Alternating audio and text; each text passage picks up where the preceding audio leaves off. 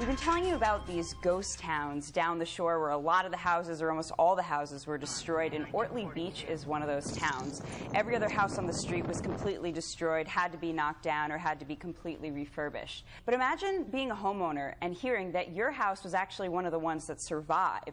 That's what happened to Nick Maria. He's an Ortley Beach resident.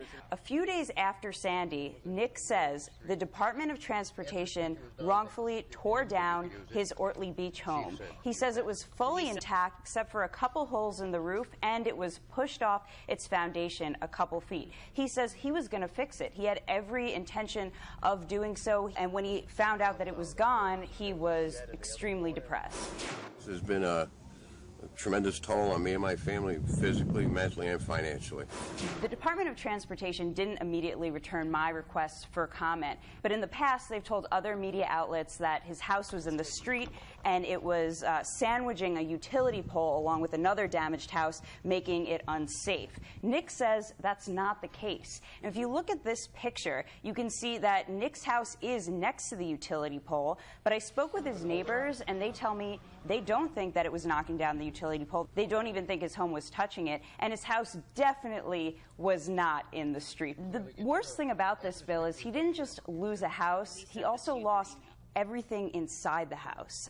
He wasn't called by the Department of Transportation to come down and take his belongings out of the house that was pretty much intact. He lost everything. He lost all the stuff that was inside. He did get flood insurance, which helped him out a little bit, but homeowners insurance declined to pay him because they said it was a government act. No kidding. That's outrageous. Although I just want to address one thing you said earlier. So for context, it was damaged. I mean, it was moved off its foundation. That sounds like a pretty serious thing to have happened to a home. Did they have a plan, though, to move the house back on its foundation? I mean, what was the end of this story if the Department of Transportation, I'm still wrapping my head around why the Department of Transportation is knocking homes down. Was there a plan to move the house back? When the Department of Transportation came to town, they had to make a roadway. Right. So what they did was they knocked down every house that was in the street. However, Nick's house was not in the street, and it may or may not have even been touching the utility pole.